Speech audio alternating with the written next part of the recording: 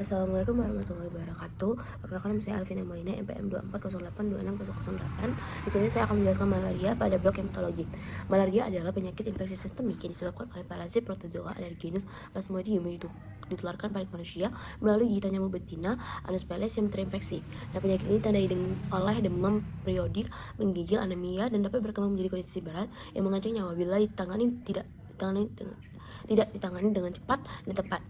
Baik secara global, malaria ini menjadi salah satu kesehatan masyarakat yang signifikan menjadi masalah, terutama di wilayah tropis dan subtropis. Manifest klinis malaria sangat bervariasi, mulai dari infeksi tanpa gejala hingga malaria berat yang kegagalan multi organ. Nah, terutama pada anak-anak, ibu hamil, dan individu tanpa imunisasi malaria. Nah, etiologinya yaitu agen penyebab malaria adalah protozoa Plasmodium menginfeksi eritrosit manusia. Terdapat 5 spesies utama yang menginfeksi manusia, yaitu Plasmodium falciparum, Plasmodium vivax, Plasmodium ovale, Plasmodium malariae, dan juga Plasmodium convalescens. Nah, Plasmodium falciparum merupakan penyebab malaria berat yang bertanggung jawab terhadap beberapa besar kematian akibat malaria di dunia. Terus PV faktor PAVA memiliki kemampuan untuk hipnozoid di hati yang dapat menyebabkan reflux. Malariae biasanya menyebabkan infeksi kronik dengan parasitemia rendah, sedangkan P. convalescens merupakan malaria zoonotik yang dapat berkembang pada menyebabkan penyakit berat, terutama di Asia Tenggara. Terus, penularan malaria terjadi melalui gigitan nyamuk Anopheles betina yang mengandung sporozoid di kelenjar ludahnya. Selain melalui gigitan nyamuk, penularan juga dapat terjadi melalui transfusi darah, transplantasi organ, dan atau dari ibu ke janin. Malaria kongenital, meskipun jarang. Nah, faktor risiko yaitu faktor risiko utama malaria adalah tinggal atau berpergian ke daerah endemis malaria. Terus risiko peningkatan pada individu memiliki imunitas parsial terhadap malaria seperti penduduk non endemis, wisatawan, bayi, ataupun anak-anak. Faktor lingkungan seperti iklim tropis, curah hujan yang tinggi, genangan air, dan sanitasi buruk meningkatkan populasi nyamuk Anopheles. Perilaku individu seperti tidak menggunakan kelambu berinsektisida, tidak memakai obat nyamuk, serta aktivitas di luar rumah pada malam hari juga meningkatkan risiko. Nah, ibu hamil memiliki risiko yang lebih tinggi mengalami malaria berat karena perubahan imunologis selama kehamilan. Nah, komorbid seperti malnutrisi, HIV, AIDS, dan penyakit kronis lainnya juga meningkatkan keparahan malaria. Patofisiologinya yaitu patofisiologi malaria dimulai dari ketika sporozoid Plasmodium masuk ke dalam tubuh manusia melalui gigitan nyamuk Anopheles. Sporozoid kemudian masuk aliran darah menuju hati, di mana mereka menginfeksi hepatosit dan berkembang menjadi skizon hepatik. Nah, setelah fase hati selesai, sporozoid dilepaskan ke dalam sirkulasi dan menginfeksi eritrosit. Di dalam eritrosit, parasit berkembang melalui beberapa tahap tropozoid atau skizon, kemudian menyebabkan sporozoid dan skizon, kemudian menyebabkan isi sel darah merah dan melepaskan sporozoid baru. Dan proses ini berlangsung secara siklik dan menyebabkan gejala demam periodik. Nah, pada falciparum, eritrosit yang terinfeksi mengalami perubahan pada permukaan sel sehingga dapat melekat pada endotel pembuluh darah kecil. Proses ini menyebabkan penyumbatan mikrosirkulasi, hipoksia jaringan, dan juga inflamasi lokal yang mendasari terjadinya malaria berat. Nah, terjadinya malaria cerebral, gejala gagal ginjal, dan juga edema paru. Hemolisit aneutrosis menyebabkan anemia, peningkatan bilirubin dan pelepasan hemoglobin bebas yang dapat merusak ginjal. Nah, aktivitas sistem imun dan pelepasan sitokin proinflamasi juga kontribusi terhadap manifestasi terutama di daerah yang terdapat malaria.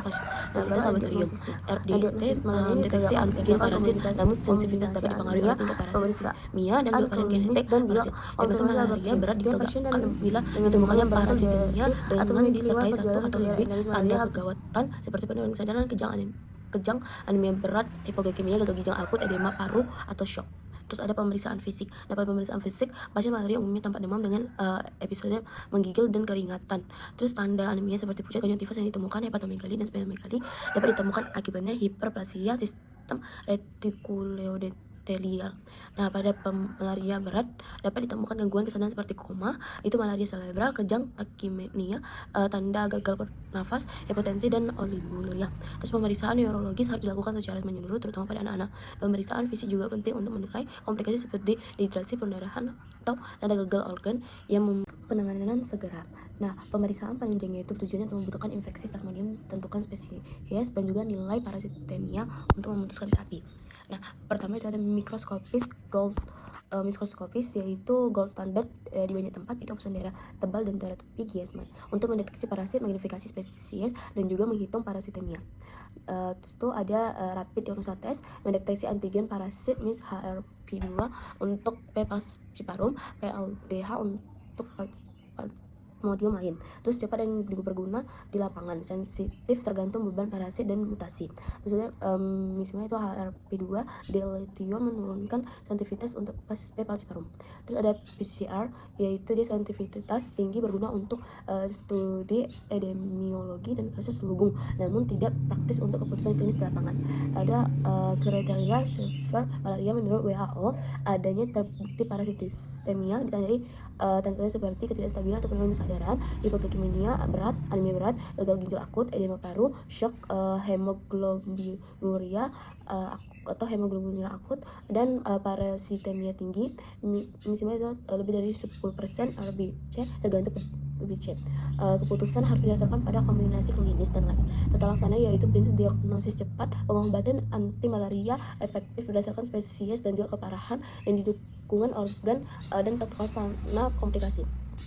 Malaria tidak berat itu P. falciparum, terapi lini pertama biasanya antemicillin, biasa combination terapi oral yaitu antimalarial, lumenfantrine, antesunate, amodiaquine,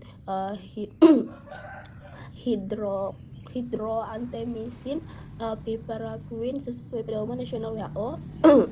Lalu ada P. falciparum, P. vivax, dan P. ofalemaf. ACT untuk fase darah plus terapi radikal hati untuk membasmi hipnoid sebelum primaquine. Cek status 36 PD untuk menghindari hemolisis. P. malaria atau P. pneumonia perawatan ditujukan pada parasit darah. P. pneumonia dapat berkembang cepat, perlakuan seperti P. falciparum bila parasitemia. Terus malaria berat yaitu terapi garis depan intravenous antesunate, terus itu diberikan segera pada pasien severe malaria, dilanjutkan 24 jam minimal, lalu dilanjutkan dengan ACT oral untuk menyelesaikan terapi. Di banyak negara antesunate intravenous menjadi standar per WHO. Sudah menyetujui antesunate untuk severe malaria di Amerika Serikat. Dukungan perawatan intensif, manajemen gangguan kesadaran, terus koreksi hipoglikemia, transfusi darah untuk anemia berat sesuai dengan indikasi, pengobatan gagal ginjal, oksigenasi, kontrol cairan hati, dan terapi suportif lain. Antibiotik emerisin yaitu bila kecurigaan infeksi sekunder, hindari keterlambatan antimalaria karena mortalitas tinggi jika terlambat. Terus ada pencegahan yaitu profilasi obat untuk pelancong, misalnya yaitu atovaquid, proguanil, dexiethylin, atau mecloquine berdasarkan dengan detinasi dan resistensi lokal. Kontrol vektor kelambu, berinfektan, baru ada IRS. Terus itu pengolahan habitat nyamuk, inovasi seperti kelabu 2 intensif, dan program vaksinasi. Lalu ada vaksin RTS berlaku di beberapa negara Afrika sejak 2019 sampai 2021. Pilot perluasi dan vaksin L21 mendapat perhatian implementasi beberapa negara. Bantuan WHO mengatur pakaian terpilih supaya mencegah.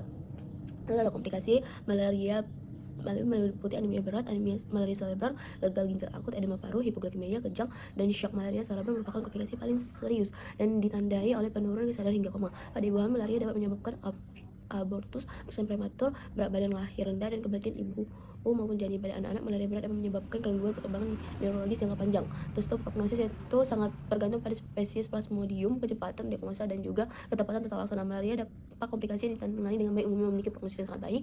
Sebaiknya malaria berat memiliki mortalitas yang tinggi terutama pada anak-anak dan ibu hamil dan pasien dengan ketelapan pengobatan pencegahan melalui pengendalian faktor, profilaksasi obat, edukasi masyarakat, dan deteksi deteksi dini merupakan kunci utama dalam menurunkan angka kesakitan dan juga kematian akibat malaria. Terima kasih. Assalamualaikum warahmatullahi wabarakatuh. Referensi telah saya sertakan.